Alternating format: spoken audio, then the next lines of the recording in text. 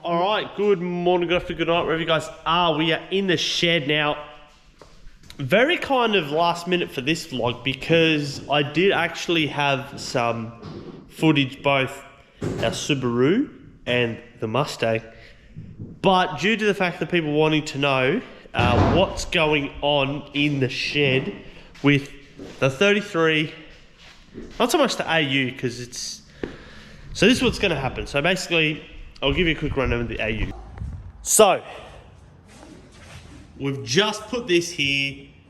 Basically, we are literally going to just put a dead stock VCT engine into it because kind of run out of time.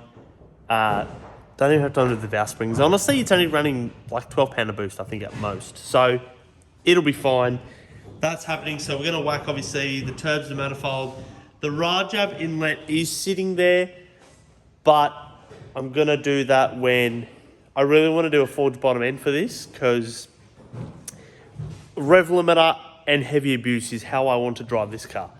And it's proving to us that the bottom end with 400 horsepower and the way I abuse it is not quite working too well. So we're going to do the Rajab inlet, the Rajab exhaust manifold, and hopefully a hyper gear on the side here in the next few months. We're just going to get this event done and over with, so we're done.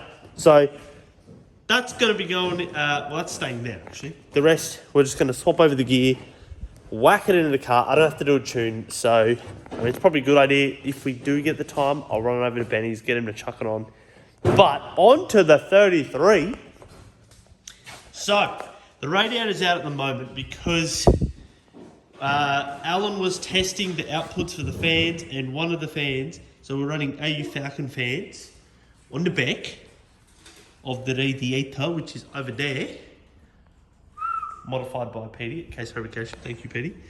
And well, we're salvaging one off this one, which this one good, that one no good, that one no good.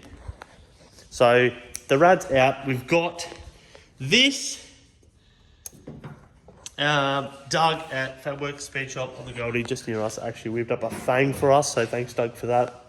We've got the belt on. We've got the neutral balancer on the front there. The delete pulley for the AC. I do know a ton of people are probably going to ask me where the heck to get on from. I'm trying to locate a better source than what we currently had, and a bit better prices, so that will happen. Obviously, we've got the hyper gear. She's all there. Oil line. She's all primed up. That's where the throttle body is. Now, it looks kind of a bit weird, but it is what it is. And that's what we got. I've got a throttle cable that I've measured up, and it's getting extended. We had to extend it by 1.5 meters.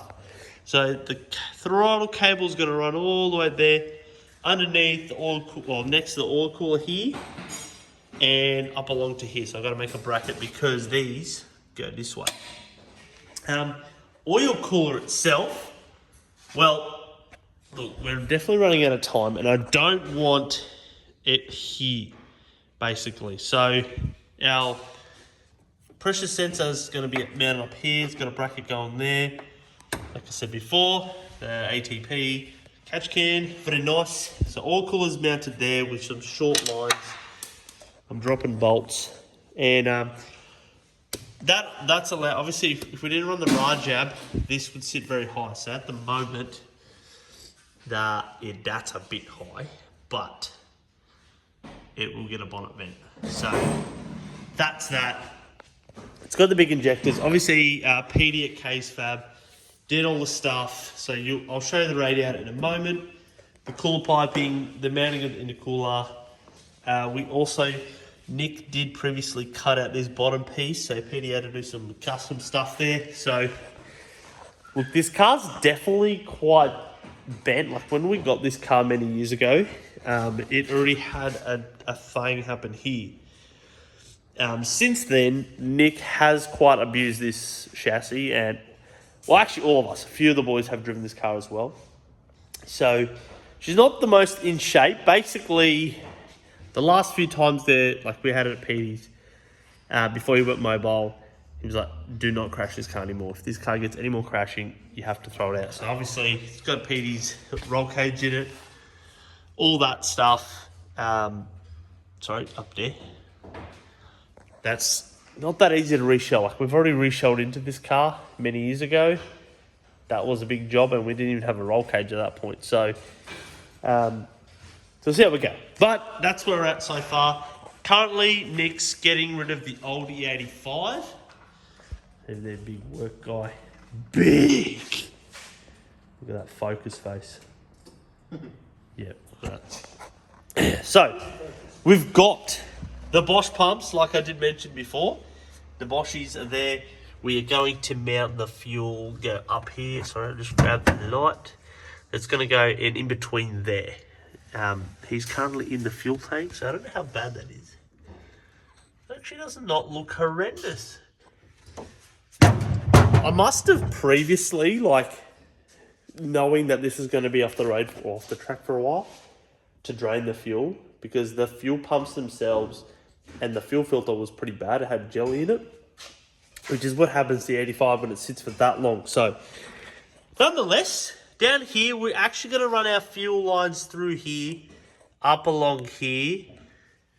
Honestly, not my preferred way to run some lines, but we're running dash 10 to the engine and back. So, that way Benny at M1 Tuning find, like, my goal's been to get a car there and him not whinge about something. And I think we will, because checking off the list, we've got the right injectors, so I'm like, I think 1200s, dash 10, that's right, dash 10 return to the big red, big fuel regulator, FPR 2000, Turbo Smart Boy, 3-inch, 100mm intercooler, 50mm wastegate, twin pumps, 10 all the way to the Surgy.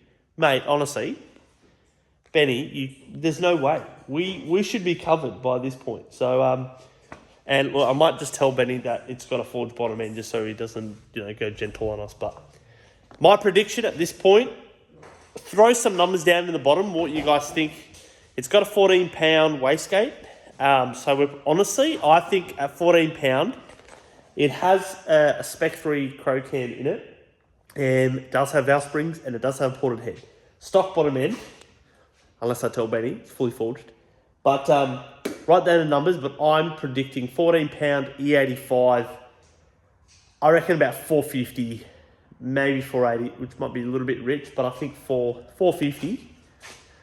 Actually, no, 480 too. Yeah, it should be about 480. So write down what you guys reckon, but that's pretty I mean, that had 417 horsepower, same tuner, same ECU. Actually funny, Alan's actually thrown in base tune off the drift car onto this to kind of get it started. So I did hear it crank yesterday as Al was prepping some stuff. I ran over some sensors, chucked them in, so that's good. But we should be good. I still need to make a whole exhaust. There's the exhaust. Here's the fans. We don't actually know where the rubbers are for all the door stuff here. So that's awkward.